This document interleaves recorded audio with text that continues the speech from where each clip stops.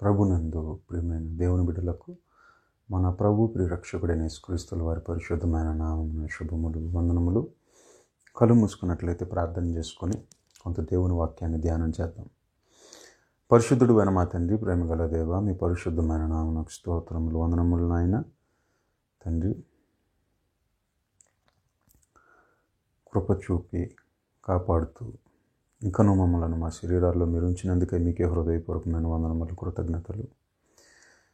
తండ్రి, ఈ సమయమున విలువైన మీ మాటలను మీ బిడ్డలతో చెప్పనై ఉండగా సమయోచితమైన జ్ఞానమును, ఆత్మ సహాయమును, అన్నిటికంటే మించి మీ బిడ్డలకు అర్థమయ్యే రీతిలో మీ వాక్కులను వివరించి చెప్పగలిగేటటువంటి సామర్థ్యమును చెప్పనైనా నాకు అనుగ్రహించమని ప్రాధేయపడుచు, వినబడుతున్నటువంటి మాటల్లో ఉన్నటువంటి సత్యము మీ బిడ్డలు గ్రహించిన వారై వారి బ్రతుకు కాలంలో మరి తండ్రి మీకు విధేయులైనటువంటి బిడ్డలుగా బ్రతకగలుగుట కృప చూపమని ప్రాధేయపడుచు ఈ ప్రార్థన మీ ప్రియకుమారుడు మా రక్షకుడైన యేసుక్రీస్తుల వారి పరిశుద్ధమైన నామమున మీకు సమర్పిస్తున్నాను తండ్రి, ఆమేన్. ప్రభునందు ప్రియమైన దేవుని వారలారా, పరిశుద్ధ గ్రంథము నుండి మరి ఒక ప్రాముఖ్యమైనటువంటి అంశాన్ని మనం ధ్యానం చేద్దాం. ఆ అంశం పేరేంటి అయ్యానంటే, పాత రోగాలు పోకముందే కొత్త రోగాల. ప్రియమైనటువంటి దేవుని వారలారా, నేడున్నటువంటి సమాజంలో మనం చూసుకున్నట్లయితే మరి ఎన్నో మనుషులు ఎన్నో రోగాల బారిన పడుతున్నారు, చనిపోతున్నారు. ఉన్నటువంటి ఈ పాత రోగాలు పోకమునుపే విచిత్రం ఏంటంటే కొత్త రోగాలు సంభవిస్తున్నాయి, లేదా ప్రజల మధ్యకు వస్తున్నాయి. దీనికి గల కారణం ఏంటి అని మనం ఒకవేళ నేడున్నటువంటి సమాజంలో ఉన్నటువంటి మరి లోక సంబంధమైనటువంటి వారిని మనం అడిగినట్లయితే వాళ్ళు ఇచ్చేటటువంటి జవాబు ఏంటంటే, ఏమండి ఈ తెగుళ్ళు వీటి వెనకాల ఉన్నటువంటి కారణం ఏంటనంటే మరి వైరస్ అండి, కంటికి కనిపించినటువంటి సూక్ష్మజీవులు ఏవైతే ఉన్నాయో వాటి వలన మరి ఈ విధమైనటువంటి తెగుళ్ళు అనేవి మరి మనుషులకు సంభవిస్తున్నాయని వాళ్ళు చెప్పడం జరుగుతుంది. ప్రియమైనటువంటి దేవుని వారలారా, వాస్తవానికి ఈ తెగుళ్ళు వీటి వెనకాల ఉన్నటువంటి కారణం ఏంటి అనేటటువంటి విషయాన్ని మనం ఆలోచించినట్లయితే, దేవుని బిడ్డలుగా మనం ఆలోచించినట్లయితే పరిశుద్ధ గ్రంథంలో దేవుడు వీటిని గురించినటువంటి ఈ తెగుళ్ళను గురించి దేవుడు ఏమని రాయించాడు, ఈ తెగుళ్ళు రావటం వెనకాల గల కారణం ఏంటి ఏమిటి, వీటన్నిటినీ ఒకంత పరిశుద్ధ గ్రంథం నుండి మనం పరిశీలిద్దాం. ప్రియమైనటువంటి దేవుని వారలారా, ప్రియమైనటువంటి దేవుని వారలారా, మన అంశంలోనికి వెళ్ళటానికి ముందు కొన్ని మరి సత్యాలను మనం ఒకసారి జ్ఞాపకం చేసుకోబద్ధులమై ఉన్నాం. అందులో ప్రప్రదమైనదిగా మనందరికీ తెలుసు, దేవుడు ప్రేమమయుడు. ఆయన మంచివాడు. ఆ మంచివారి మీదను మరి తన వర్షమును కురిపిస్తున్నాడు, అలాగే చెడ్డవారి మీదను తన వర్షమును కురిపిస్తున్నాడు. అంటే దేవుని యొక్క మంచితనాన్ని మనం ఆలోచించినట్లయితే, మన అందరికీ తెలిసిన వచనాలు చెప్పట్లేదండి, అందరికీ తెలిసినవే కాబట్టి క్లుప్తముగా చెప్పుకుంటూ నేను ఆయన యొక్క మంచితనం గురించి చెప్పుకుంటూ పోతే మనకి చాలా సమయం పడుతుంది. కాబట్టి ఆయన మంచితనాన్ని గురించి, ఆయన దీర్ఘశాంతాన్ని గురించి, ఆయన కొన్నటువంటి ఆ మంచి మనస్సును గురించి క్లుప్తంగా చెప్పాలని అనుకుంటున్నాను. మనందరికీ తెలుసు, ప్రారంభంలో మనం ఆదికాండంలో చూసుకున్నప్పుడు దేవుడు తాను సృజించిన యావత్తును చూసినప్పుడు అది మంచిదిగా ఉండెను. తాను కలుగ చేసినటువంటి ఈ ప్రకృతి ఎవరి కోసం అయ్యానంటే, తన స్వరూపమందు తన పోలిక చొప్పున సృజించినటువంటి ఆయన పిల్లలమైనటువంటి మన కోసమే. అందుకని కీర్తనల గ్రంథం 8వ అధ్యాయంలో కూడా మనం చూసుకున్నట్లయితే, నీవు కలుగజేసిన మరి సమస్తము మీద, అనగా ఈ ప్రకృతి, ఆ ప్రకృతిని అందలి ఉన్నటువంటి మరి పక్షులు కానీ జంతువులు కానీ అన్నిటిపైన నీ చేతి పనులపైన అధికారము వానికి ఇచ్చి ఉన్నావు అని అంటాడు కీర్తనకారుడు. ఎందుకనంటే మన మీద ఉన్నటువంటి ప్రేమే ఏం చేసింది అయ్యానంటే, ఆయన మనకు అవి అనుగ్రహించేలాగా, వాటిపైన మనకి అధికారం ఇచ్చేలాగా చేసింది. అయితే మనందరికీ తెలుసు ప్రియమైనటువంటి దేవుని వారలారా, మనిషి దేవుని యొక్క మాటను వినకపోవటం, దేవుణ్ణి నమ్మకపోవటం, దేవునికి అవిధేయుడిగా బ్రతికి పాపములో చిక్కుకొనుట వలన దేవుడికి ప్రియమైనటువంటి దేవుని వారలారా పాపం అంటే అసహ్యం. మనం ఎలాగైతే ఏమండి నాకు చలి అంటే నాకు పడదు, చలికి నేను తట్టుకోలేనండి అని కొంతమంది అంటూ ఉంటారు. మరికొంతమంది ఏమంటారంటే ఏమంటే వేడికి నేను తట్టుకోలేనండి అని చెప్పి అంటూ ఉంటారు. అంటే వాతావరణం వేడిగా ఉన్నప్పుడు నేను తట్టుకోలేను, నాకు ఏసీ కావాలని అంటూ ఉంటారు. కొంతమంది కూరలో ఉప్పు ఎక్కువైతే ఏమంటే ఉప్పు ఎక్కువైతే నేను తినలేనండి, నా వల్ల కాదు, నేను సహించలేను, నేను తినలేనని పక్కకి ఏమంటే మరి ఆహారాన్ని పక్కకు పెట్టేస్తూ ఉంటారు తినకుండా. ప్రియమైనటువంటి దేవుని వారలారా, ఇవన్నీ ఎందుకు జ్ఞాపకం చేస్తున్నానంటే భూమి మీద మనకి ఎలాగైతే కొన్ని పడవో, ఎలాగైతే కొన్నిటిని మనం అసహ్యించుకుంటామో, అలాగే దేవుడు కూడా మనందరికీ తెలుసు. కీర్తనల గ్రంథం 5వ అధ్యాయంలో మరి సెలవిచ్చినటువంటి మాట, దేవుడు మరి పరిశుద్ధ గ్రంథం ముందు రాయించిన మాట, దుష్టత్వమును బట్టి లేదా చెడుతనమును నువ్వు చూసి ఓర్చుకునేటటువంటి వాడివి కాదు, చెడుతనమునకు నీ యొద్ద చోటు లేదని అంటుందండి చాలా క్లియర్గా. కీర్తనల గ్రంథం ఒకసారి చూసుకుందాం. 5వ అధ్యాయము, కీర్తనల గ్రంథము 5వ అధ్యాయము, అందులో 4వ వచనాన్ని మనం చూసుకున్నట్లయితే, నీవు దుష్టత్వమును చూచి ఆనందించు దేవుడవు కావు, చెడుతనమునకు నీ యొద్ద చోటు లేదు. అంటే దేవుడు కూడా పరిశుద్ధ గ్రంథంలో ఏమండి ఒక విషయాన్ని తెలియజేస్తున్నాడు. అదేంటయ్యానంటే, నేను ప్రేమమయుడనే, ప్రేమించే ఏం చేశానయ్యానంటే మీరు అడగక మునిపే మీకేం కావాలో వాటన్నిటినీ ఈ ప్రకృతి నందు నేను పొందుపరిచి నా చేతి పనులపైన నేను మీకు అధికారాన్ని ఇచ్చాను, నా పిల్లలైనటువంటి మీకు అధికారాన్ని ఇచ్చాను. ఒక విధంగా చెప్పాలనంటే మిమ్మలను డే అండ్ నైట్ నేను వాచ్ చేస్తున్నాను. ఇదే కీర్తనల గ్రంథం 139వ అధ్యాయంలో ఉంటుంది. నీ నడక, నీ పడక, మాట నీ నోట రాక మునిపే నీలో పుట్టే తలంపును నేను గ్రహించుచున్నాను. నీ హృదయములను నేను, ఒక విధంగా చెప్పాలంటే మీ హృదయములను నేను పరిశీలించుచున్నాను. ఎందుకు ఇంతగా మిమ్మల్ని మానిటర్ చేస్తున్నానంటే, ఎందుకు ఇంతగా క్లోజ్గా మిమ్మల్ని అబ్జర్వ్ చేస్తున్నానంటే, మీరంటే నాకు ఇష్టం, మీరు నా పిల్లలు, నా పిల్లలైనటువంటి మీరు బాగుండాలని, మీరు నా దగ్గరికి రావాలని. కీర్తనల గ్రంథం 90లో నరులారా తిరిగి రండి, నరులారా తిరిగి రండి, మీరు ఎక్కడ నుండి బయలుదేరి వెళ్ళారో తిరిగి అక్కడికి రండి. తరతరములు మీరు వెనక్కి వెళ్ళిపోయి ఆలోచిస్తే, అంటే భూమి మీదకి మీరు రావటానికి ముందు ఎక్కడున్నారని మీరు ఆలోచిస్తే, మీరు నాలో ఉన్నవారు, మీ తండ్రిని నేను, మిమ్మల్ని కన్నవాడను నేను. ఒక విధంగా చెప్పాలంటే తల్లి గర్భమందు మిమ్మల్ని నిర్మించుచున్నవాడను నేనే, నిర్మించుచున్నవాడను నేనే. పిండమునై ఉండగా నా కన్నులు మిమ్మల్ని చూచాను. తల్లి గర్భమందు మిమ్మల్ని నిలబెట్టుచున్నవాడను నేనే, భూమి మీదకి క్షేమంగా తీసుకువస్తున్నవాడను నేనే. నీకు అవయవ నిర్మాణమును మరి ఇచ్చి నేను క్షేమంగా భూమి మీదకి తీసుకువచ్చి ఈ బ్రతుకు కాలంలో నీకేం కావాలో వాటన్నిటినీ ప్రకృతి నందు సమకూర్చిన నీ తండ్రిని నేనే. నీ తల్లి మరిచినను నేను నిన్ను మరువను, నేను నిన్ను విడువను, ఎడబాయను, దినమెల్లా నా చేతులు చాపుచు. ఇవన్నీ ఏమంటే పరిశుద్ధ గ్రంథంలో మనకు తెలిసిన మాటలే. దినమెల్లా నా చేతులు చాపుతూ, మీరు నా వైపు తిరగకపోరా, నన్ను తెలుసుకోకపోరా, నేను ఆశించినట్లుగా మీరు బ్రతకకపోరా అని మీ కొరకు ఎదురు చూసేటటువంటి తండ్రిని నేను ఒక్కడిని ఉన్నాననేటటువంటి విషయాన్ని పరిశుద్ధ గ్రంథంలో ఆయన పదే పదే ఏమంటే తెలియజేసుకుంటూ వచ్చాడు. అయితే ఇంతగా ప్రేమించి, ఇంతగా మనల్ని కరుణించి కృప చూపుతున్నటువంటి దేవుడే పరిశుద్ధ గ్రంథంలో రాయించినటువంటి మాట ఏంటనంటే, నాకు ఒకటి పడదు, దుష్టత్వమును చూచి. ఏమనంటున్నాడంటే కీర్తనల గ్రంథం 5వ అధ్యాయంలో 4వ వచనంలో, నీవు దుష్టత్వమును చూచి ఆనందించు దేవుడవు కావు, చెడుతనమునకు నీ యొద్ద చోటు లేదు. అంటే నాకు చెడుతనం అంటే పడదు, పాపం అంటే నాకు పడదు, పాపం అంటే నాకు పడదు. అది ఇప్పుడు కాదు, ఎప్పటి నుంచో.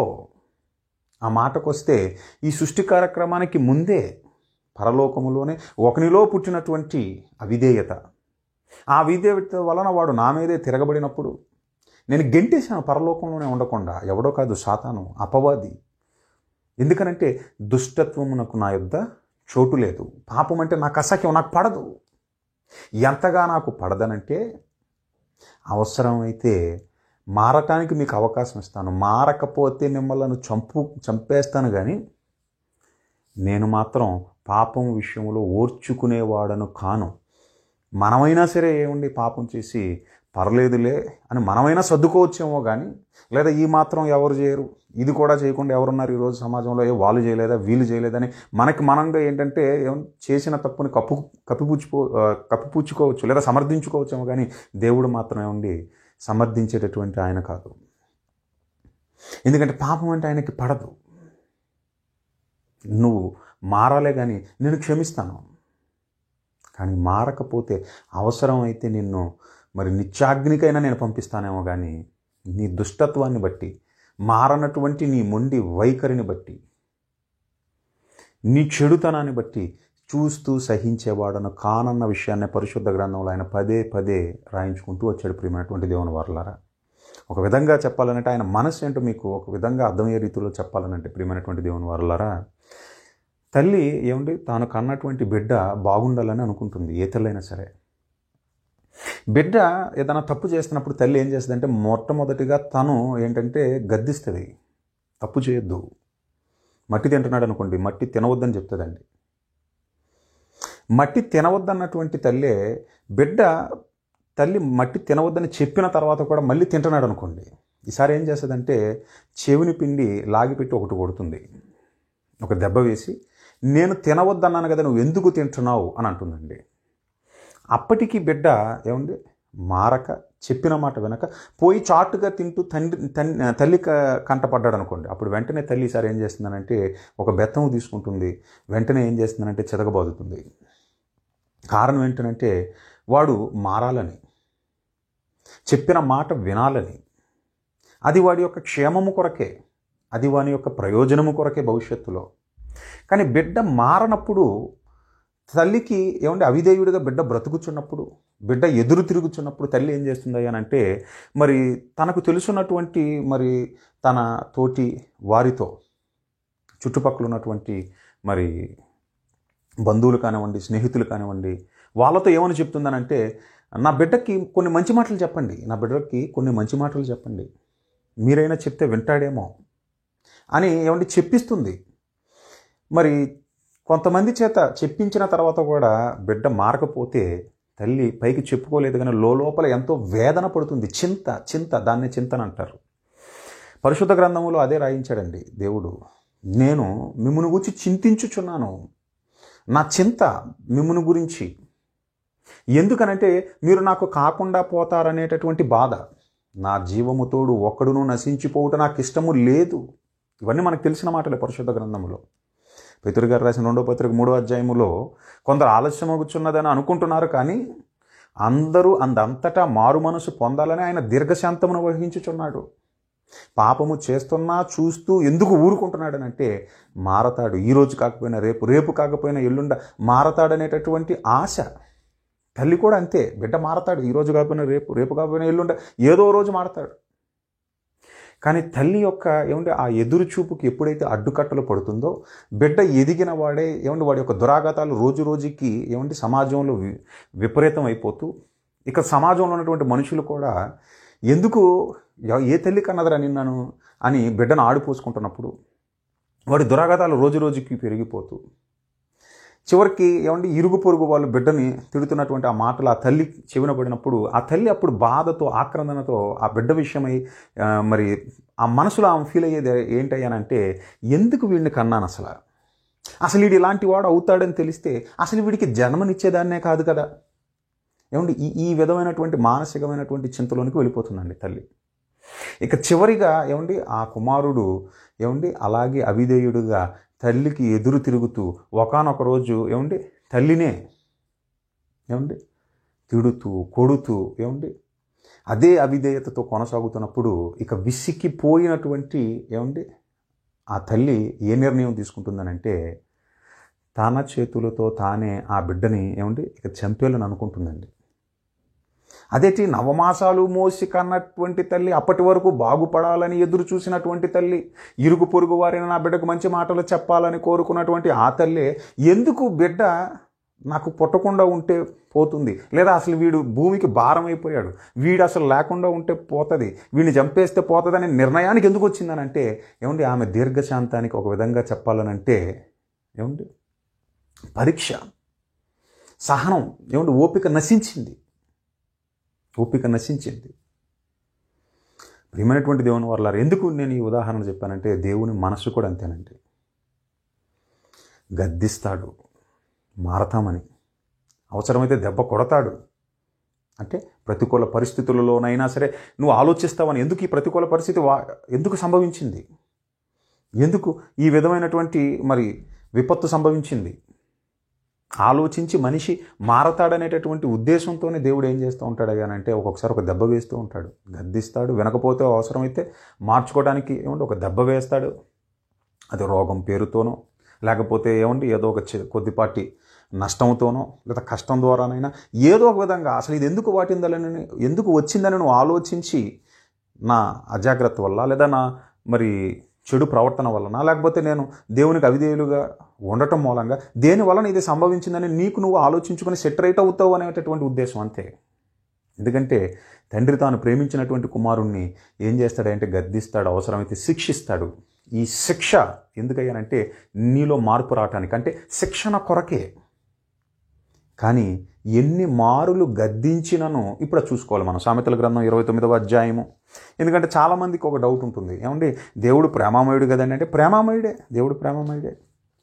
కానీ ఆ ప్రేమామయుడిలో ఉన్నటువంటి ఆ ప్రేమామయుడు కృప చూపుతుండగా, ఆ ప్రేమామయుడు నీ పట్ల జాలి, కరుణ, దయ అనేవి నీ పట్ల దయా వాత్సల్యమును కనపరుచుచున్నప్పుడు నీవు ఆయన కృపకు ఆయన కృపను నువ్వు అర్థం చేసుకొనక, కృప నుండి నువ్వు తొలగిపోయే విధముగా నీ వైఖరి ఉన్నప్పుడు, ఇస్తున్నటువంటి మారటానికి ఆయన ఇస్తున్నటువంటి అవకాశాలన్నిటిని నువ్వు తోసిపుచ్చు, నీలో ఇక మార్పు లేనప్పుడు, ఇక మార్పు రాదని ఆయన గ్రహించినప్పుడు దేవుడు ఏం చేస్తాడయ్యానంటే చెప్తున్నాడు. చూడండి, సామెతల గ్రంథం 29వ అధ్యాయం 1వ వచనం. ఎన్నిసార్లు గద్దించినను లోబడని వాడు మరి తిరుగు లేకుండా హఠాత్తుగా నాశనమగును. ఇక నాశనం, మరి తిరుగు లేకుండా నాశనం. ఎందుకంటే ఎన్ని మారులు గద్దించినను లోబడని వాడు మరి తిరుగు లేకుండా హఠాత్తుగా నాశనమగును. అంటే నిన్ను నాశనములోనికి ఆయన ఇక పంపించేస్తాడు. అంటే జాగ్రత్తగా వినాలి. మహనీయుడైనటువంటి ఒక విధంగా చెప్పాలనంటే దేవుడు ఎంత ప్రేమ తన బిడ్డల పట్ల కనపరుస్తున్నాడనంటే ప్రకృతినిచ్చాడు. ఆ ప్రకృతిని అంతా అనుభవిస్తూ దేవుడికి ఎదురు తిరిగినప్పుడు, నా మీద ఎదురు తిరుగుతున్నటువంటి నా బిడ్డలు నా యొక్క మంచితనాన్ని అర్థం చేసుకొని నాకు విధేయులుగా బ్రతకాలి, నాకు విధేయులుగా బ్రతుకుతారనే ఒక ఆశతో ఒక అవకాశాన్ని ఇచ్చాడు. ఎలాగయ్యానంటే మహనీయుడైనటువంటి యేసుక్రీస్తుల ప్రభువారిని లోకానికి పంపించి, మీరు ఇలా ఉండకూడదు, మీరు ఇలా అవిధేయులుగా ఉండకూడదు, మీరు విధేయులుగా మారాలి. మీరు విధేయులుగా మారితే ఒక శాశ్వతమైనటువంటి లోకం, ఆ లోకంలో మీరు నిత్యము ఉండటానికి, దేవుడితో పాటు నిత్యము ఉండటానికి ఆయన మీ కొరకు ఒక ఏర్పాటు చేశాడు. కాబట్టి ఆయన ప్రేమను గ్రహించిన వారే నిత్యము ఆయనతో పాటు ఉండటానికి ఆయనకు విధేయులవ్వండి అని మన పాపములను మన పాపములకు ప్రాయశ్చిత్తమును కలుగజేసి, మహనీయుడైనటువంటి యేసుక్రీస్తుల ప్రభువారిని మనకు ఒక మార్గదర్శిగా ఉంచి, ఆయన వలె మనం బ్రతికి దేవుడిచ్చేటటువంటి ఆ పరలోకాన్ని పొందుకోవటానికి ఒక చక్కటి అవకాశము దేవుడు మనకి కల్పిస్తున్నా, దాన్ని కూడా మనం త్రోసిపుచ్చి, దేవుని మాటలను మనం తృణీకరించి, మన అవిధేయతతో మనం ఈ లోకంలో అలాగే ముందుకు కొనసాగిపోతే ప్రియమైనటువంటి దేవుని వారలారా, అప్పుడు దేవుడు ఏం చేస్తున్నాడయ్యానంటే తన కోపాన్ని ఆయన మన పట్ల ఉగ్రత పాత్ర కింద ఆయన కుమ్మరింపనై ఉన్నాడు. ఎలాగయ్యానంటే ఏ ప్రకృతి ఒడిలో అయితే నిన్ను పెట్టాడో ఆ ప్రకృతే నీకేమవుతుందంటే వ్యతిరేకమైపోతుంది. ఈ భూకంపాలు, అలాగే ఈ సునామీలు, ఇవన్నీ ఏంటనుకున్నారు, ఈ వరదలు కానివ్వండి, ఈ హ్యారికేన్స్ కానివ్వండి, ఒక విధంగా చెప్పాలంటే ఈ టోర్నడోస్ కానివ్వండి, ఇవన్నీ దేని కొరకు, ఇవన్నీ ఎందుకు వస్తున్నాయి ఈ ప్రకృతి వైపరీత్యాలనంటే తనకు అవిధేయులైనటువంటి వారిలో కొంతమందిని వాటికి అప్పగించేస్తున్నాడు.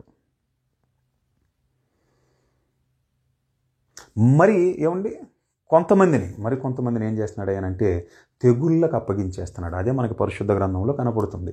అసలు ఒక తెగులు తెగులు ఎందుకు వచ్చింది అని మనం పరిశుద్ధ గ్రంథంలో మనం చూసుకున్నట్లయితే ప్రియమైనటువంటి దేవుని వారలారా, కీర్తనల గ్రంథంలో మనం చూసుకున్నట్లయితే 78వ కీర్తనలో 78వ కీర్తన, అందులో 50వ వచనం మనం చూసుకున్నట్లయితే, తన కోపమునకు ఆయన త్రోవ చదును చేసెను. తన కోపమునకు ఆయన త్రోవ చదును చేసెను. ఎందుకు కోపం? చూద్దాం ఎందుకు కోపం. ఇర్మియా గ్రంథము 6వ అధ్యాయము. ఇర్మియా గ్రంథము 6వ అధ్యాయం, అందులో 10వ వచనం చూడండి ఒకసారి. ఇర్మియా గ్రంథం 6వ అధ్యాయం 10వ వచనం, విందురని నేను ఎవరితో మాట్లాడేదను, ఎవరికి సాక్ష్యం ఇచ్చేదను, వారు వినుటకు తమ మనస్సును సిద్ధపరచు కొనరు గనుక వినలేకపోయిరి. ఇదిగో వారు యెహోవా వాక్యమందు సంతోషము లేనివారై దానిని తృణీకరింతురు. విందురని నేను ఎవరితో మాట్లాడేదను, ఎవరికి సాక్ష్యం ఇచ్చేదను, వారు వినుటకు తమ మనస్సును సిద్ధపరచు కొనరు గనుక వినలేకపోయిరి. ఇదిగో వారు యెహోవా వాక్యమందు సంతోషము లేనివారై దానిని తృణీకరింతురు. నన్ను తృణీకరిస్తారు, నా మాటను తృణీకరిస్తారు. నేనే కడవరి వర్షమును, ఆయా కాలములలో ఫలవంతమైనటువంటి ఋతువులనిచ్చి దినములను సంవత్సరములను నేనే వాళ్ళకి ఇస్తానన్నటువంటి విషయాన్ని వాళ్ళు గ్రహించక వారికి ఇష్టమైనటువంటి త్రోవలలో వాళ్ళు వెళ్ళిపోతారు. అలాగా ఆయనకు కోపం పుట్టిస్తున్నప్పుడు ప్రియమైనటువంటి దేవుని వారలారా, ఆయన ఏమంటున్నాడు చూడండి, తన కోపమునకు ఆయన త్రోవ చదును చేశాను, మరణము నుండి వారి ప్రాణమును తప్పింపక వారి జీవమును తెగులుకు అప్పగించెను.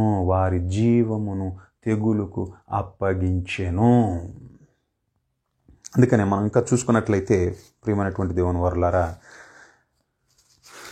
మరి చరిత్రలో మనం చూసుకున్నట్లయితే మనందరికీ తెలుసు,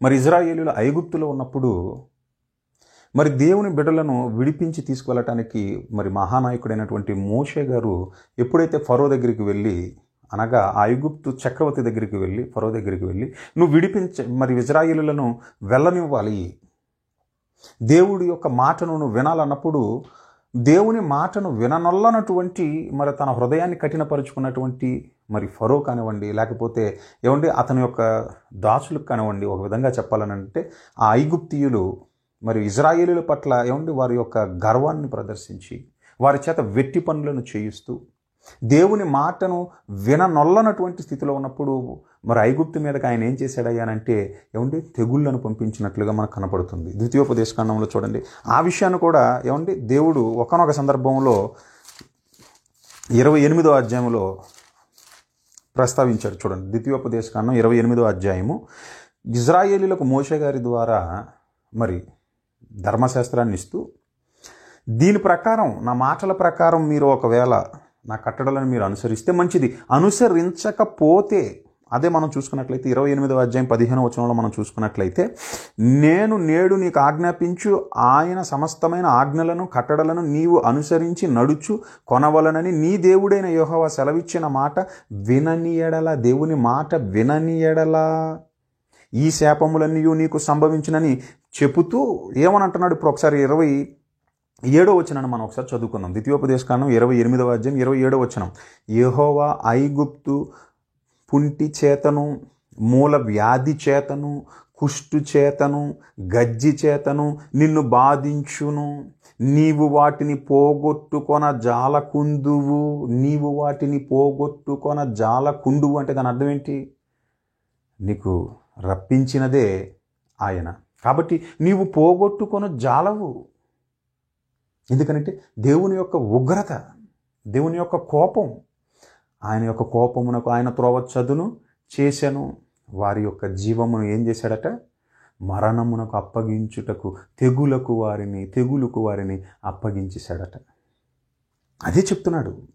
జ్ఞాపకం చేసుకోండి, ఐగుప్తులో ఉన్నప్పుడు ఏం జరిగిందో అని ఇజ్రాయేలీయులకు చెబుతూ, మీకు అలాంటి సంభవింపకుండా ఉండాలనంటే మీరు జాగ్రత్తగా ఆయన మాట విని ఆయన కట్టడలకు తగినట్లుగా మీరు బ్రతకాలి అని అంటున్నాడు. ఇంకా మనం చూసుకున్నట్లయితే 35వ వచనం, అదే 28వ అధ్యాయం 35వ వచనంలో మనం చూసుకున్నట్లయితే, యెహోవా నీ అరికాలు మొదలుకొని నీ నడి నెత్తి వరకు మోకాళ్ళ మీదను తొడల మీదను కుదరని చెడు పుండ్లను పుట్టించి నిన్ను బాధించును. అంటే నా మాట వినకపోతే చెప్తున్నాడు, ఏమేమి సంభవింపనై ఉన్నావో అవన్నీ చెప్పుకుంటూ వస్తున్నాడండి. ఇంకా మనం చూసుకున్నట్లయితే అదే ద్వితీయోపదేశకాండం 28వ అధ్యాయంలో మనం చూసుకున్నట్లయితే మరి 59-60 వచనాలు. 59-60 వచనాలు.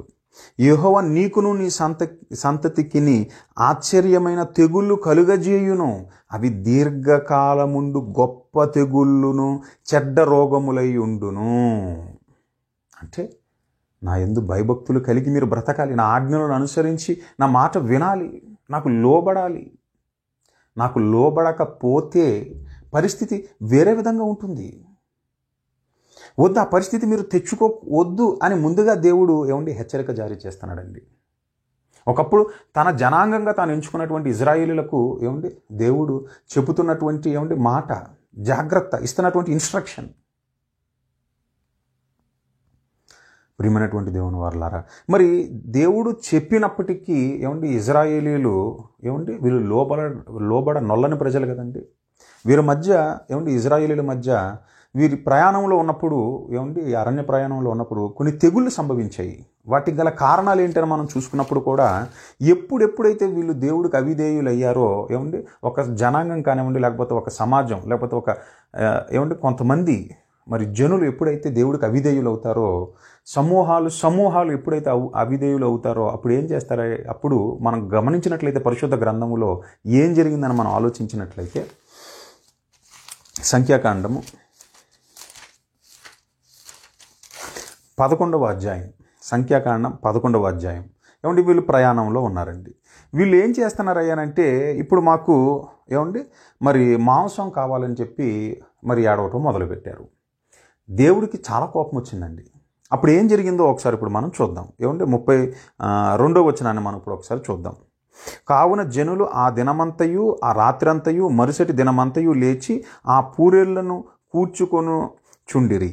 తక్కువ కూర్చుకొనవాడు 100 తూములను కూర్చుకొనెను. తర్వాత వారు తమ కొరకు పాలెము చుట్టూ వాటిని పరచిరి.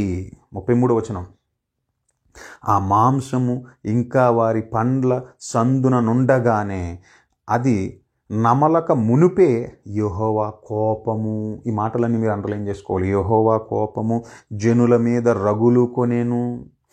యెహోవా తెగులు చేత వారిని బహుగా బాధించెను. యెహోవా తెగులు చేత వారిని బహుగా బాధించెను. ఎందుకు ఈ తెగులు సంభవించింది? ప్రయాణంలో ఉన్న వాళ్ళను దేవుడు అప్పటికీ కాపాడుకుంటూ వస్తున్నాడు. వాళ్ళకి ఏమేం కావాలో వాటన్నిటిని ఇచ్చుకుంటూ వస్తున్నాడు. అయినా సరే ఏంటనంటే ఏడుపు సనగటం, మాంసాపేక్ష, మాంసం లేదని ఏడుపు. మాంసాన్ని ఇచ్చాడండి. అది వాళ్ళు నవలటానికి మునిపే ఏమైందయ్యానంటే తెగులు వారిలో సంభవించెను. మరొక సందర్భాన్ని మనం చూసుకున్నట్లయితే సంఖ్యాకాండము 25వ అధ్యాయం, సంఖ్యాకాండం 25వ అధ్యాయం. ఇజ్రాయేలీలు షిత్తీములో దిగి ఉండగా ప్రజలు మోయాబు రాండ్రతో వ్యభిచారము చేయసాగిరి. ప్రయాణంలో ఉన్న వాళ్ళకి ఇది అవసరం అంటారా చెప్పండి? కానీ ప్రయాణంలో ఉన్నటువంటి వీరికి పుట్టినటువంటి శారీరక కోరిక వ్యభిచారము. మోయాబు స్త్రీలతో వ్యభిచారము చేయసాగిరి. దాని వలన ఏం జరిగిందో మనం చూసుకున్నట్లయితే ప్రియమైనటువంటి దేవుని వారలారా, ఒక తెగులు మనం చూసుకున్నట్లయితే మరి 8వ వచనం 8-9 వచనాలు 7వ వచనం నుంచి 6వ వచనం నుంచి చదువుకుందాం. ఇదిగో మోషే కన్నుల ఎదుటను ప్రత్యక్షపు గుడారము యొక్క ద్వారమునొద్ద ఏడ్చుచుండిన ఇజ్రాయేలీల సర్వ సమాజము యొక్క కన్నుల ఎదుటను ఇజ్రాయేలీలలో ఒకడు తన సహోదరుల యొద్దకు ఒక మిద్యాను స్త్రీని తోడుకొని వచ్చాను. అప్పుడు ఏం జరిగిందో చూద్దాం. 7వ వచనం. యాజకుడైన అహరోను మనముడును ఏలియాజరు కుమారుడైన ఫినెహాసు అది చూచి సమాజము నుండి లేచి ఈట చేత పట్టుకొని పడక చోటికి ఆ ఇజ్రాయేలుని వెంబడి వెళ్ళి ఆ ఇద్దరిని అనగా ఆ ఇజ్రాయేలుని అలాగే ఆ స్త్రీని కడుపులో గుండా దూసిపోవునట్లు పొడిచెను. అప్పుడు ఇజ్రాయేలులో నుండి తెగులు నిలిచిపోయెను. 24,000 మంది ఆ తెగులు చేత చచ్చిరి. 24,000 మంది చచ్చారండి తెగులు వలన. ఎందుకని సంభవించింది ఈ తెగులు? ప్రయాణంలో ఉన్నటువంటి వీరికి ఈ వ్యభిచారం అవసరమా? మోయాబు స్త్రీలతో నొల్లనటువంటి ప్రజలు తిండి విషయమై గోల, వ్యభిచారం. ఏమంటే తిరుగుబాటుతనం. మరొక సందర్భంలో మనం చూసుకున్నట్లయితే సంఖ్యాకాండము 16వ అధ్యాయం, సంఖ్యాకాండము 16వ అధ్యాయము, అందులో మనం చూసుకున్నట్లయితే 49వ వచనాన్ని ఒకసారి మనం చూసుకుందాం. కోరాహు తిరుగుబాటున చనిపోయిన వారు గాక 14,700 మంది ఆ తెగులు చేత చచ్చిరి. ఎందుకు తెగులు సంభవించిందనంటే కారణాలు చూసుకుంటున్నాం. ఇజ్రాయేలీల మధ్య ఎందుకు ఆ తెగులు, ఎందుకు 24,000 మంది చచ్చిరి? తెగులు వలన, విచారం వలన. ఎందుకు ఒక తెగులు పుట్టినది? మాంసాపేక్ష, సనగటం. ఎందుకు మరొక చోట తెగులు సంభవించిందనంటే తిరుగుబాటుతనం,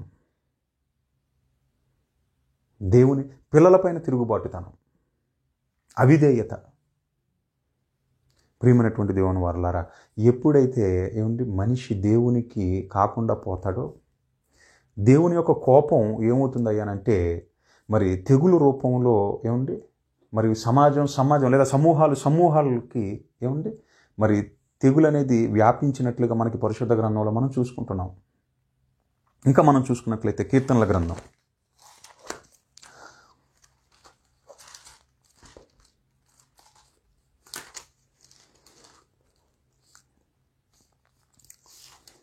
38వ అధ్యాయం 3వ వచనం. కీర్తనల గ్రంథం 38వ అధ్యాయం 3వ వచనం. నీ కోపాగ్ని వలన ఆరోగ్యము నా శరీరమును విడిచిపోయేను. నీ కోపాగ్ని వలన ఆరోగ్యము నా శరీరమును విడిచిపోయాను. అసలు నీకెందుకు వచ్చింది కోపం అని అంటే కింద చెప్తున్నాడు చూడండి. నా పాపమును బట్టి నా ఎముకలలో స్వస్థత లేదు. నా పాపమును బట్టి అని అంటున్నాడండి. పాప రోగం. ఏంటా పాప రోగం? దేవుని మాట మానవ జాతి వినకపోవటమే ఈ పాప రోగానికి గల కారణం. అందుకని అంటున్నాడు, నా పాపమును బట్టి నా ఎముకలలో సత్తువ లేదు. 41వ కీర్తనల గ్రంథం 41వ అధ్యాయం 8వ వచనం. కీర్తనల గ్రంథం 41వ అధ్యాయం 8వ వచనం. కుదరని రోగము వానికి సంభవించి ఉన్నది. కుదరని రోగము వానికి సంభవించి ఉన్నది. వాడు ఈ పడక విడిచి తిరిగి లేవడని చెప్పుకొనుచున్నారు. వాడు ఈ పడక విడిచి తిరిగి లేవడని చెప్పుకొనుచున్నారు. కుదరని రోగము, ఎయిడ్స్. దానికి మందు లేదండి. మందు లేదు. మందు లేదు కనుక ఇప్పుడు జనాల మధ్య ఏంటంటే ఒక అవగాహన తీసుకురావాలని చెప్పి అది ఎందుకు వస్తుంది, ఏమైనా సరే మరి దాని బారిన పడకుండా ఏ జాగ్రత్తలు తీసుకోవాలి. ఇప్పుడు సమాజంలో ప్రియమైనటువంటి దేవుని వారలారా, దైవజ్ఞానము లేకపోబట్టి, దేవుని మాట వినకపోబట్టి ఇవి ఎందుకు సంభవిస్తున్నాయి అనేటటువంటి ఆలోచన మనుషులలో లేకపోబట్టి ఈ వస్తున్నటువంటి ఈ తెగుళ్ళు ఏవైతే ఉన్నాయో వీటికి ఏదో ఒక విధంగా మందులు, మరి తొందరగా వ్యాక్సిన్స్ కనిపెట్టి మరి ఆ రోగాన్ని కుదుర్చుకొని మళ్ళీ ఎలాగ పాపంలో కొనసాగాలని చెప్పి ఈరోజు మానవ జాతి పరుగులు తీస్తుంది. నిజంగా గడిచినటువంటి కాలంలో మనం ఆలోచించినట్లయితే ప్రియమైనటువంటి దేవుని వారలారా, ఓ పక్క కరోనా వైరస్ కొద్ది నెలల కిందట జరిగినటువంటి విషయాలను నేను మీకు జ్ఞాపకం చేస్తున్నాను. కొన్ని నెలల కిందట, ఒక 6 నెలలు 7 నెలల కిందట పరిస్థితి ఏంటి చెప్పండి. ఇళ్లలో నుండి ఎవరూ బయటికి రాలేనటువంటి పరిస్థితి. గవర్నమెంట్ సైతం మరి చేతులు ఎత్తేసి మా వల్ల కాదు, మీరే మీ భద్రతను మీరే చూసుకోవాలి, మాస్కులు వేసుకోవాలి, శానిటైజర్లు వాడాలి, చేతులు బాగా కడుక్కోవాలి, సోషల్ డిస్టెన్స్లని. ఈ ప్రతికూలమైనటువంటి పరిస్థితులలో కూడా మనుషులలో అనేకులు ఏంటయ్యానంటే మార్పు లేనటువంటి స్థితి. ప్రియమైనటువంటి దేవుని వారలారా, మందు లేదని బాధపడేటటువంటి వారు, మందు షాపులు ఓపెన్ చేయాలని, ఓపెన్ చేసిన తక్షణం కిలోమీటర్ల పొడుగున జనాలందరూ లైన్లో ఉండటం. కొంతమందికి కరోనా సోకి చికిత్స నిమిత్తం అనగా ట్రీట్మెంట్ నిమిత్తం హాస్పిటల్కి తీసుకువెళ్తే అక్కడ ట్రీట్మెంట్ మరి సేవలు అందిస్తున్నటువంటి మరి కొంతమంది పట్ల అసభ్యకరంగా వాళ్ళు ప్రవర్తించటం. అసలు మనం ఎలాంటి పరిస్థితులలో ఉన్నాము, ఈ తెగులు వలన ఒకవేళ చనిపోతే పరిస్థితి ఏంటి, ఏమైపోతాం అనేటటువంటి ఆ చింత లేదండి, ఆ బాధ లేదు. అక్కడ కూడా ప్రియమైనటువంటి దేవుని వారలారా మారనటువంటి స్థితి. ఇవన్నీ వార్తల్లో మనం చదివినవే కదా ఇవన్నీ. అందుకనే ప్రియమైనటువంటి దేవుని వారలారా మనం ఆలోచించినట్లయితే గడిచినటువంటి దినాలలో కొన్ని రోగాలు మీకు జ్ఞాపకం చేస్తూ ఉంటాను. జీకా అదొక వైరస్. దోమ కాటు వలన వచ్చేది. వెంటనే మెదడు వ్యాపు సంభవించి మరి గర్భిణీ స్త్రీలు అయితే ఏమండి మరి ఆ రోగాన బారిన పడితే పుట్టబోయేటటువంటి బిడ్డలలో ఏమండి మరి మెదడుకు సంబంధించినటువంటి రోగం ఏమండి ఇది పోకమునిపే ఏమండి మరొకటి కొత్తగా ఏమండి అంటే గడిచిన కాలంలో నేను మీకు జ్ఞాపకం చేస్తున్నాను. ఎబోలా ఉన్న పలంగా ఏంటయ్యానంటే మనిషి తీవ్రమైనటువంటి జ్వరము, అస్వస్థతకు గురై మరి బ్లీడింగ్ శరీరంలో నుండి మరి కొన్ని భాగాల నుండి బ్లీడింగ్ అవ్వటం. దానికంటే ముందు మనం ఆలోచించినట్లయితే సైన్ ఫ్లూ, దానికంటే ముందు మనం ఆలోచించినట్లయితే ఒక బర్డ్ ఫ్లూ ఏమండి, దానికంటే ముందు మనం ఆలోచించినట్లయితే ఏమండి డెంగ్యూ, దానికంటే ముందు మనం ఆలోచించినట్లయితే మలేరియా ఏమండి, దానికంటే ముందు మనం ఆలోచించినట్లయితే ప్లేగ్ ఏమండి. ఇవన్నీ ఏంటనంటే రోగాలు కంటికి కనిపించినటువంటి ఏమండి సూక్ష్మజీవులు. ఈ వీటికి ఓ పక్క వ్యాక్సిన్స్ కనుక్కోవడానికి ముందే ఏమంటే ఒకదానికి వ్యాక్సిన్ కనుక్కోవడానికి ముందే మరొకటి. ఇప్పుడు మనం ఆలోచించినట్లయితే ఏమంటే కరోనా వైరస్ ఇంకా వ్యాక్సిన్ వేస్తామని అంటున్నారు, వ్యాక్సిన్ కనుగొన్నామని అంటున్నారు. ఇంకా అది జనాల మధ్యకి రాలేదు. ఇంకా అది రాబోయేటటువంటి తరుణంలోనే ఈ కరోనా వైరస్ కాస్త మరొక రూపాంతరం చెంది మరింత ప్రమాదకరమైనదిగా అది రూపాంతరం చెందింది అనేటటువంటి వార్త వింటున్నాం. కని విని ఎరుగనటువంటి పేర్లు పెట్టుకుంటున్నాం వైరస్లకి. హంటా వైరస్ ఏముంది, ఎందుకు ఇవన్నీ సంభవిస్తున్నాయి? కారణం ఏముంది, మనిషి యొక్క అవిధేయత. ఎక్కడ చూసినా సమాజంలో ఏముంది చెడుతనం, మోసం.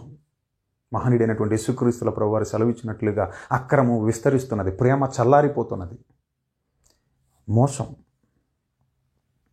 ఒకరిని మరొకడు దోచుకోవటం, అవసరమైతే ఏమండి చంపేయటం, స్వార్థం పెచ్చి పెరిగిపోతూ ప్రియమైనటువంటి దేవుని వారలారా ప్రమాదకరమైనటువంటి పరిస్థితుల్లోనికి వచ్చేసాం. ఇలాంటి అపాయకరమైనటువంటి పరిస్థితులకు వస్తామని దేవుడు ముందుగానే పరిశుద్ధ గ్రంథంలో ఏమంటే దానిని గురించి రాయించాడు. మనం తిమోతి గారికి రాసినటువంటి తిమోతి గారు రాసినటువంటి రెండో పత్రికలో ఏమండి ఎలాంటి ప్రమాదకరమైనటువంటి స్థితిలోనికి వెళ్ళిపోతామనేది దేవుడు ముందుగానే పరిశుద్ధ గ్రంథం అందు రాయించాడు. తిమోతి గారికి రాసిన రెండో పత్రిక 3వ అధ్యాయము అందులో 1వ వచనం నుంచి చదువుకుందాం.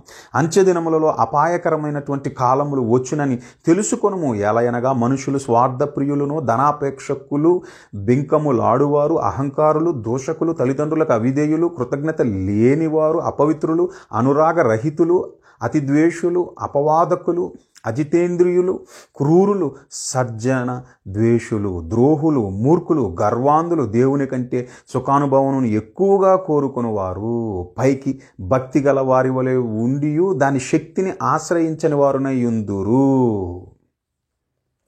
ఏమండి వీటిలో ఏమండి ఏమీ లేదు చెప్పండి. ఈరోజు సమాజంలో ఏం కనిపించట్లేదు మనకు చెప్పండి. మనం చదువుకున్నవన్నీ ఈరోజు సమాజంలో ఏమండి మన కళ్ళ ముందు ఏమండి మనుషుల మధ్య కనబడుతున్నవే కదండి. సమాజంలో దేవుని గురించి ఏమండి ఒక మంచి మాటలు ఏమండి చెప్తున్నా వినలేనటువంటి స్థితిలో ఉన్నారండి. ఇంతకుముందే మనం చదువుకున్నాం కదా ఇర్మియా గ్రంథంలో విందురని నేను ఎవరితో మాట్లాడుదును, ఎవరు వింటున్నారు, వినటానికి ఎవరు సమ్మతిస్తున్నారు, విని మారు మనసు పొందటానికి ఎవరు ముందుకు వస్తున్నారు? అందుకనే ఏమండి ఆయన కోపమునకు ఆయన త్రోవ చదును చేశాను. అందుకని అంటున్నాడు, కుదరని రోగము వానికి సంభవించి ఉన్నది, వాడు ఈ పడక విడిచి తిరిగి లేవడని చెప్పుకొనుచున్నారు. ఇంకా కీర్తనల గ్రంథము 106వ కీర్తన అందులో 29వ వచనం. 106వ కీర్తన 29వ వచనం. వారు తమ క్రియల చేత ఆయనకు కోపము పుట్టించగా వారిలో తెగులు రేగెను. ఎందుకు రేగెను? వారు తమ క్రియల చేత ఆయనకు కోపము పుట్టించగా వారిలో తెగులు రేగెను, వారిలో తెగులు సంభవించినది. హెస్కేలు గ్రంథము 14వ అధ్యాయం అందులో 13వ వచనంలో చెప్తున్నాడు చూడండి. హెస్కేలు గ్రంథం 14వ అధ్యాయం 13వ వచనం.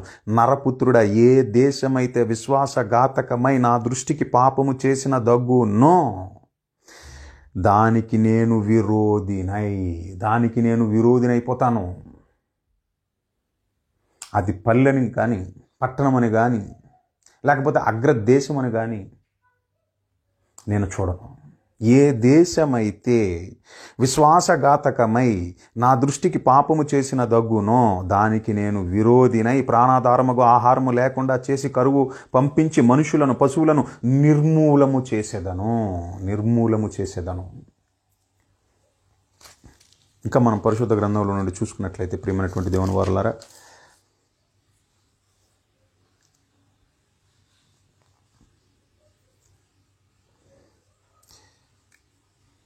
ఇర్మియా గ్రంథం 14వ అధ్యాయము, ఇర్మియా గ్రంథము 14వ అధ్యాయము, అందులో మనం చూసుకున్నట్లయితే 12వ వచనం, ఖడ్గము వలనను క్షామము వలనను తెగులు వలనను వారిని నాశనము చేసేదను. 14వ అధ్యాయం 12వ వచనం చివరి భాగాన్ని చదువుతున్నాను.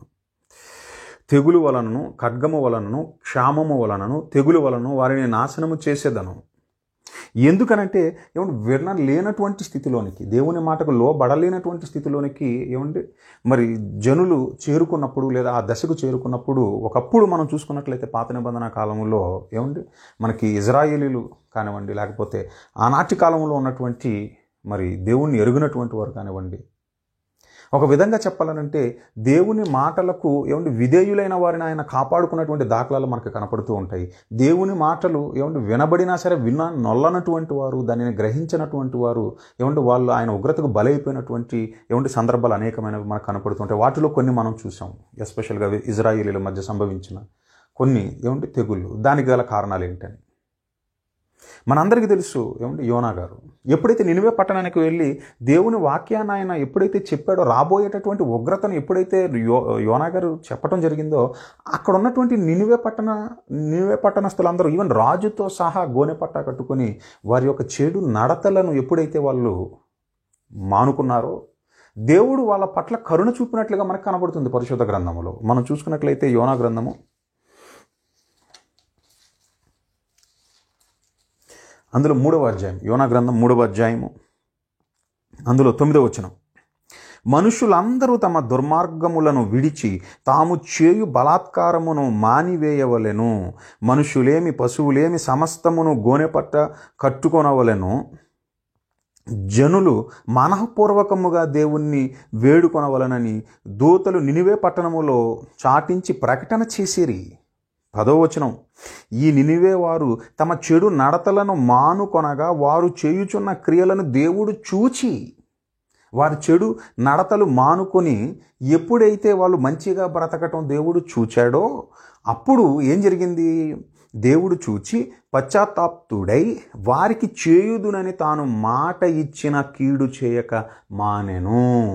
వాళ్ళకు సంభవింపబోయేటటువంటి ఆ ఉగ్రత నుండి దేవుడు వాళ్ళని తప్పించాడు, అనగా కృప చూపించాడు వారి పట్ల. దయగల దేవుడు, నువ్వు మారితే నీ పట్ల కృప చూపుతాడు ఆయన. అందుకని అంటాడు యెషయా గ్రంథంలో 1వ అధ్యాయం, యెషయా గ్రంథం 1వ అధ్యాయము, అందులో 19వ వచనం మనం చూసుకున్నట్లయితే, మీరు సమ్మతించి నా మాట వినిన ఎడల మీరు భూమి యొక్క మంచి పదార్థములను అనుభవింతురు. 20వ వచనం, సమ్మతింపక తిరగబడిన ఎడల నిశ్చయముగా మీరు ఖడ్గము పాలగుదురు. ఎందుకంటే నా సైన్యం ఉంది. యోవేలు గ్రంథం 2వ అధ్యాయం 25వ వచనంలో చెప్తున్నాడు చూడండి. ఎందుకంటే ఆయన సైన్యం చాలా పెద్దది.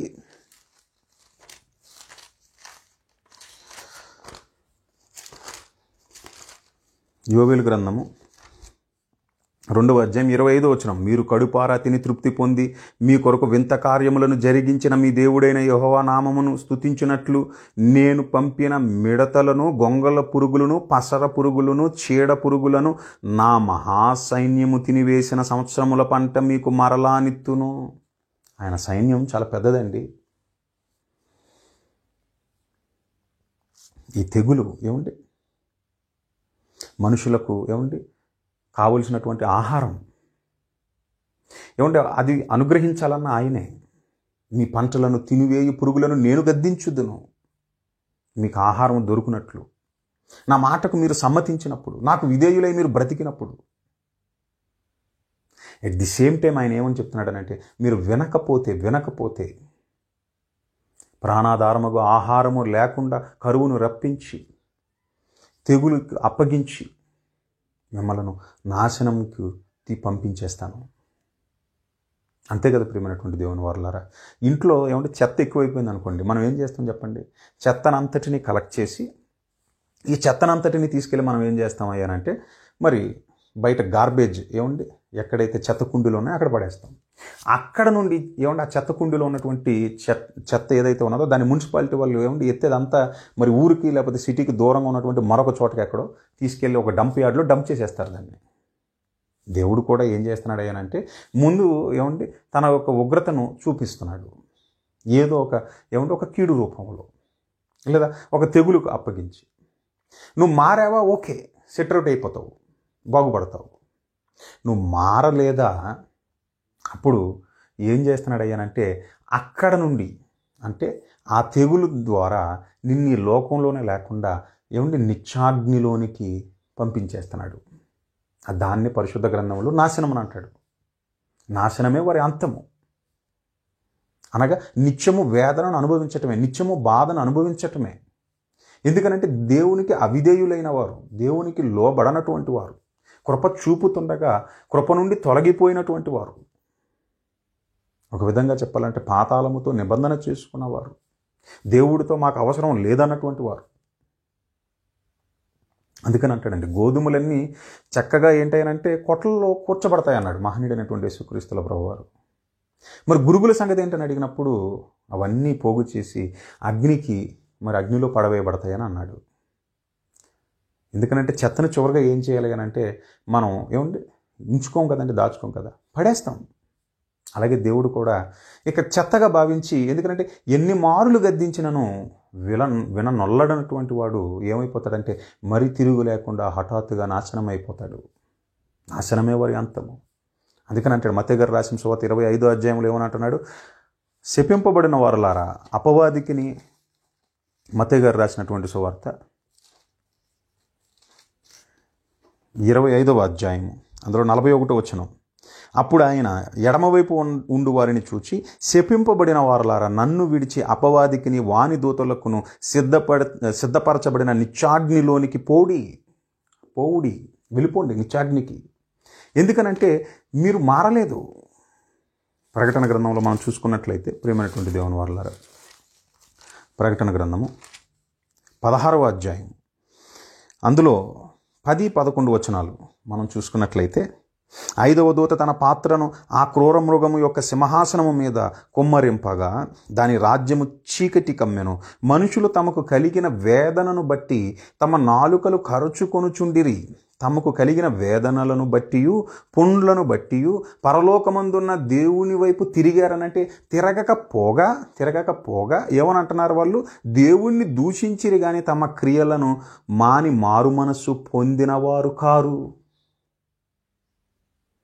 కొన్ని మార్పు వచ్చిందనంటే ఇంత జరిగిన తర్వాత కూడా వారికి కలిగినటువంటి వేదనలను బట్టి పుండ్లను బట్టి పరలోకమందున్న దేవుణ్ణి దూషించారు కానీ తమ క్రియలను మాని మారు మనసు పొందినవారు కారు వారు.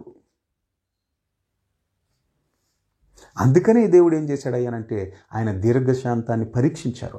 ఆయనలో ఉన్నటువంటి సహనం ఏమైంది అయ్యానంటే అది ఒక విధంగా చెప్పాలంటే నశించినది.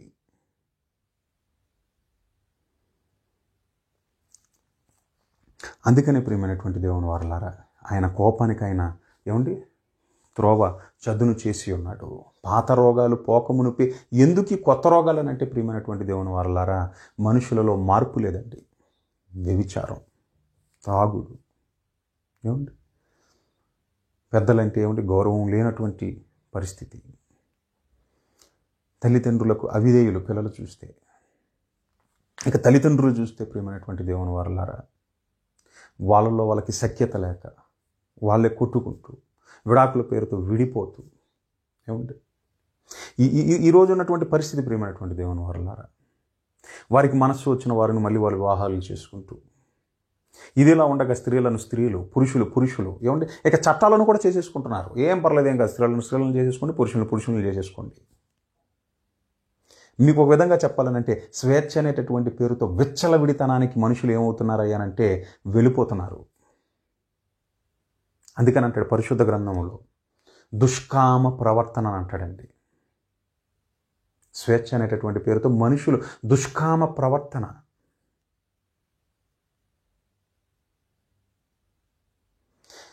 ఇంతగా పాపం పెచ్చు పెరిగిపోతున్నప్పుడు దేవుని బిడ్డలైనటువంటి వారు కనీసం దేవుని యొక్క కోపాన్ని శాంతపరచాలని, కనీసం కొందరైనా సరే మరి వారి పాపం నుండి మరలుకొని దేవుణ్ణి శాంతపరిస్తే ఈ విధమైనటువంటి తెగుళ్ళ బారిన పడకుండా ఉంటారని వారు వంతుగా వాళ్ళు ప్రయత్నిస్తున్నా దేవుని వాక్యాన్ని ప్రకటించే వారినే అడ్డుకుంటున్నారు. ప్రకటించేటటువంటి వారి మీద అక్కసుతో వాళ్ళ మీద తిరగబడి వాళ్ళనే కొడుతున్నారు, వాళ్ళని చంపేస్తున్నారు. ఇవన్నీ చూస్తే ప్రియమైనటువంటి దేవుని వరలారా, దేవుడు ఎలా మౌనంగా ఉండగలడు చెప్పండి. అందుకనే ఆయన కోపం, ఆయన ఉగ్రత, నీ కోపము వలన నా ఆరోగ్యం ఏమన్నాడండి కీర్తనల గ్రంథంలో మనం చదువుకున్నాం కదా, ఆరోగ్యము నా దేహమును విడిచిపోయిన నా పాపముల వలన నా ఎముకలలో స్వస్థత లేదు, కుదరని రోగము. ఇంకా 91వ కీర్తనలో 91వ కీర్తన అందులో 6వ వచనంలో చెప్తున్నాడు చూడండి, చీకటిలో సంచరించు తెగులకైనను, అంతే కదండి, మలేరియా, మధ్యాహ్నమందు పాడు చేయు రోగమునకైనను నీవు భయపడకుందువా. మధ్యాహ్నమందు పాడు చేయు రోగమునకంటే డెంగ్యూ. అదేంటో అది మధ్యాహ్నమే ఎక్కువ యాక్టివ్గా తిరుగుతూ ఉంటుందండి. కుట్టిందనుకోండి విపరీతమైనటువంటి జ్వరం, సడన్గా ప్లేట్లెట్స్ అన్నీ పడిపోతాయి, మనిషి చనిపోయేటటువంటి ప్రమాదం ఉంది. కనివిని ఎరుగని రోగాలన్నీ పుట్టుకొస్తున్నాయండి. పాత రోగానికి మందు కనిపెట్టడానికి మునుపే లేదా మందు కనిపెట్టే లోపే కొత్త రోగం అనేది వచ్చేస్తుంది. ఇటీవల కాలంలో మరి న్యూస్ మీ అందరూ మరి వినే ఉంటారు, కేరళకి మరి సూడాన్ నుంచి ఒక జవాన్ రావడం జరిగింది. వచ్చిన వాడు ఏంటయ్యానంటే ఏదో ఒక వైరస్ని తీసుకొచ్చాడు. ఇక బ్రిటన్లో రూపాంతరం చెందినటువంటి ఆ కొత్త విధమైనటువంటి కరోనా వైరస్ అది వ్యాప్తి చెందకుండా ఉండడానికి మనందరికీ తెలిసినదే. గడిచినటువంటి వారాలలో ఏం చేశారనంటే దయచేసి అక్కడి నుంచి ఎవరు ఇక్కడికి రావద్దని చెప్పి ఫ్లైట్స్ అన్నింటిని ఏం చేశారనంటే మరి ఆపేశారు, నిలిపివేశారు. అక్కడి నుండి ఇక్కడికి రాకుండా, ఇక్కడి నుంచి అక్కడికి పోకుండా. ఎందుకు వచ్చిన గోల? ఇంచుమించు వచ్చినటువంటి ఒక 200 మంది చిల్లర దాకా దగ్గర వాళ్ళ ఫోన్లు స్విచ్ ఆఫ్ చేసుకున్నారు. అసలు ఎక్కడున్నారు, ఎవరి మధ్య తిరుగుతున్నారు, ఎంతమందికి రోగాన్ని అంటిస్తున్నారు అనేటటువంటి విషయాన్ని గవర్నమెంట్ కనుక్కోవడానికి మరి ఎవరెవరైతే మరి ఆ యూకే నుండి వచ్చారో ఇటీవల కాలంలో మరి డిసెంబర్ నెలలో వాళ్ళ అడ్రస్ని లేదా వాళ్ళ యొక్క ఆ జాడను తెలుసుకోవడానికి ట్రేస్ అవుట్ చేయడానికి ప్రయత్నించినప్పుడు వాళ్ళంతా ఏం చేశారంటే సెల్ ఫోన్ స్విచ్ ఆఫ్ చేసుకున్నారు. మరి వాళ్ళల్లో ఎంతమంది మరి జనాల మధ్య తిరుగుతున్నారో తెలియదు.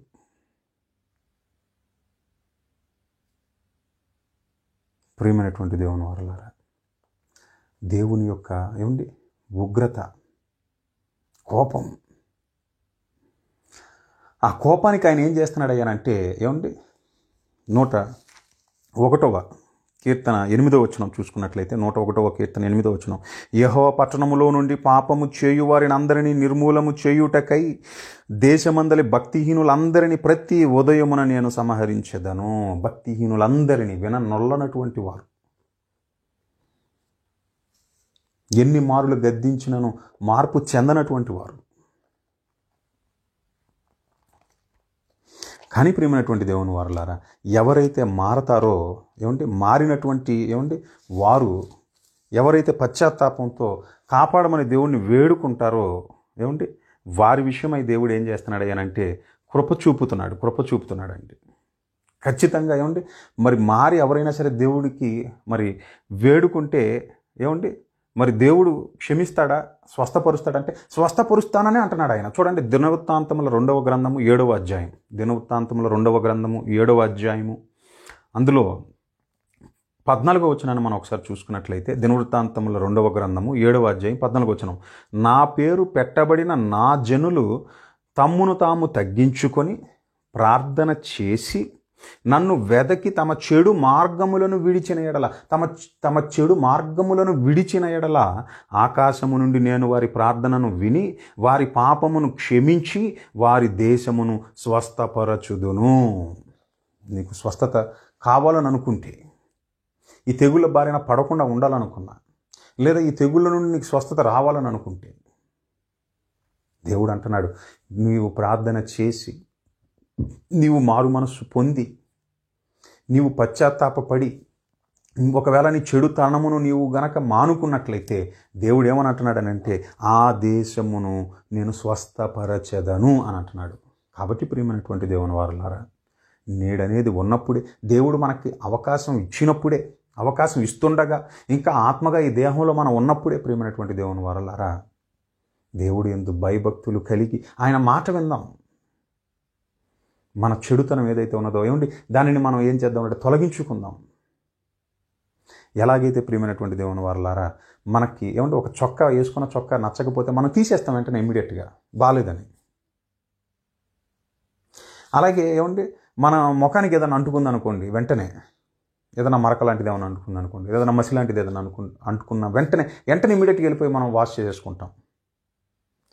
మరి ఎందుకు మనలో ఉన్నటువంటి ఆ దుర్గుణాలు ఏవైతే ఉన్నాయో, లేకపోతే దేవునికి అసఖ్యమైనవి, నచ్చనివి, కోపమా, ఈర్ష్య, లేకపోతే పగ, ఇవన్నీ మనలో ఎందుకండి ప్రియమైనటువంటి దేవుని వారలారా? మనమే ఏదో ఒక రోజు వెళ్ళిపోతాం. రేపేమి సంభవించనో మీకు తెలియదు. మీ జీవం ఏ పాటిది, మీరు ఇంతలో కనిపించి అంతలో మాయమైపోయి ఆవిరి వంటి వాడు అంటున్నారు కదా. పరిశుద్ధ గ్రంథంలో దేవుడు రాయించాడు కదా. మన కళ్ళ ముందే మనతో మాట్లాడినటువంటి వారు, మన కళ్ళ ముందు కదలాడినటువంటి వారు, మన వారినే మనం ఒక్కొక్కరుగా కోల్పోతున్నాము కదా.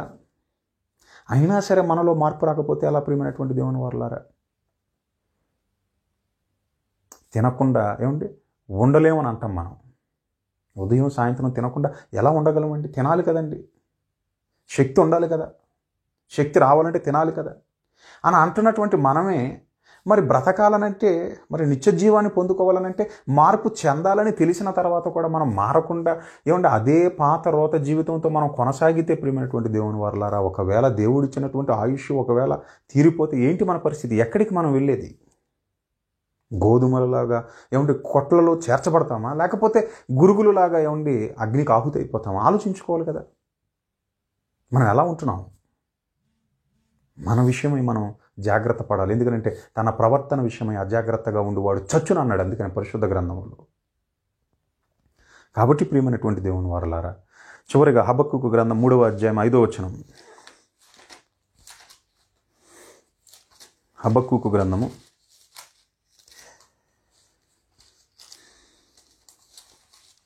అందులో మనం చూసుకున్నట్లయితే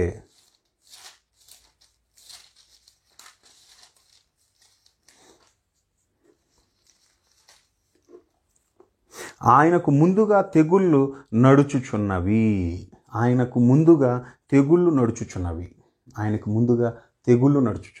ఆయన కోపము వలన ఏమవుతుందయ్యానంటే మన జీవాన్ని మరణానికి అప్పగించడానికి తెగులుకు అప్పగిస్తాడు. కాబట్టి ఆయన యొక్క ఉగ్రతకు మనం బలవకుండా మనల్ని మనం కాపాడుకోవాలి. మనల్ని మనం ప్రియమైనటువంటి దేవుని వారలారా, నరక శిక్షకు మనం పాత్రులు కాకుండా ఉండటానికి మనల్ని మనం ఏం చేసుకోవాలనంటే మరి సిద్ధపరుచుకోవాలి. దేని కొరకంటే నిత్య జీవాన్ని సంపాదించుకోవటం కోసం, జీవ పునరుద్ధానంలో పాలిభాగస్థలం అవ్వటం కోసం. కాబట్టి నీడనేది ఉన్నప్పుడే ప్రియమైనటువంటి దేవుని వారలారా, ఆయనకు కోపము పుట్టింపక మన మనస్సును మనం మార్చుకొని దేవుని యొక్క మరి భద్రతలోనికి వచ్చిన వారమై ఆయనను ఆశ్రయిద్దాం. అందుకని అంటాడు 91వ కీర్తన. ఇక ముగింపుగా ఈ వచనాన్ని చూసుకుని మనం ముగించుకుందాం.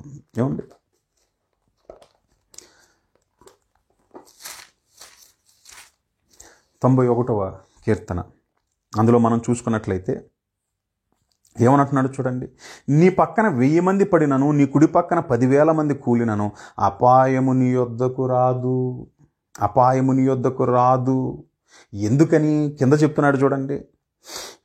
ఎందుకనంటే యెహోవా నీవే నా ఆశ్రయమని నీవు మహోన్నతుడైన దేవుణ్ణి నీకు నివాస స్థలముగా చేసుకొని ఉన్నావు గనుక నీకు అపాయమేమియు రాదు, ఏ తెగులును నీ గుడారమును సమీపించదు. నీ మార్గములన్నిటిలో నిన్ను కాపాడుటకు ఆయన నిన్ను గూర్చి తన దూతలను ఆజ్ఞాపించును. నీ పాదములకు రాయి తగలకుండా వారు నిన్ను తమ చేతుల మీద ఎత్తి పట్టుకొందురు. అతడు నన్ను ప్రేమించుచున్నాడు గనక నేను అతన్ని తప్పించేదను. అతడు నా నామమును ఎరిగినవాడు గనక నేను అతన్ని ఘనపరిచేదను. అతడు నాకు మొరపెట్టగా నేను అతనికి ఉత్తరం ఇచ్చేదను. శ్రమలో నేను అతనికి తోడై ఉండేదను. అతన్ని విడిపించి అతన్ని గొప్ప చేసేదను. దీర్ఘాయువు చేత అతనిని తృప్తిపరిచేదను. నా రక్షణ అతనికి చూపించేదను.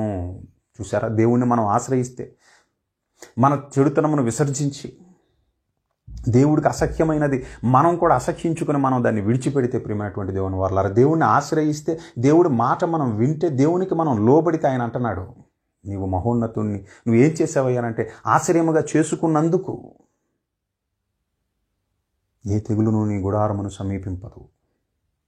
ఎందుకనంటే ఆయన భద్రతా వలయంలో నువ్వు ఉంటావు. ఆయన నిన్ను కాపాడతాడు, నిన్ను రక్షిస్తాడు. కాబట్టి ప్రియమైనటువంటి దేవుని వారలారా, దేవుని యొక్క ఉగ్రతకు మనం బలైపోక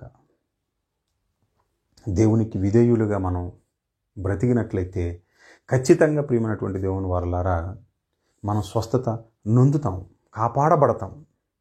ప్రపంచంలో ఉన్నటువంటి ప్రతి మనిషి దీన్ని తెలుసుకోవాలి.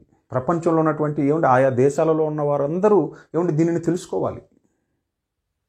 తెలుసుకొని వారి మనస్సును వాళ్ళు మార్చుకొని విర్రవీగుచున్నటువంటి, అందుకని అంటాడు యాకోబు గారు రాసిన పత్రిక 1:21 ఏమంటాడంటే, అందుచేత విర్రవీగుతున్న దుష్టత్వము, దేవునితో మాకు ఇక పని లేదు, టెక్నాలజీ, మేము మార్స్ గ్రహం మీదకి వెళ్ళిపోతాము, అక్కడ మేమేదో మరి కాలనీలు కట్టుకుంటాము అంటూ అజ్ఞానం వైపు వెళ్ళిపోక, విజ్ఞానం పేరుతో అజ్ఞానంలో చిక్కుకొనక,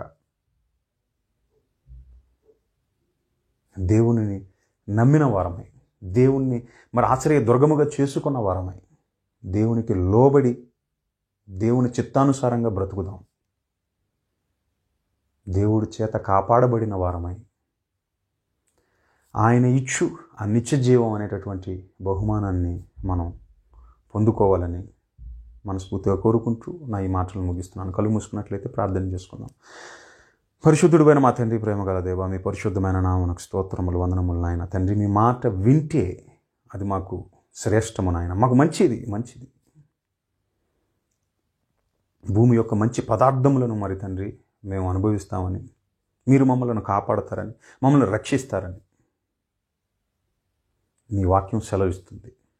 కానీ మరి తండ్రి, మీకు అవిధేయులమైతే, మీ మాట విన్నా నొల్లనటువంటి వారమైతే, మీ దీర్ఘశాంతాన్ని పరీక్షించినట్లయితే, మీరు ఎన్ని మారులు గద్దించినను నొల్లనటువంటి వారమైతే మరి తండ్రి, మాకు శిక్ష తప్పదని, మీ కోపమునకు మీరు త్రోవ చదును చేసి జీవమును మరి తండ్రి మరణమునకు అప్పగించుటకు, తెగులకు మీరు అప్పగిస్తారని, మీ కోపము వలన ఆరోగ్యము దేహము నుండి విడిచిపోతుందని, ఎముకలలో పాపము వలన స్వస్థత ఉండదని మీరు రాయించారు నాయన.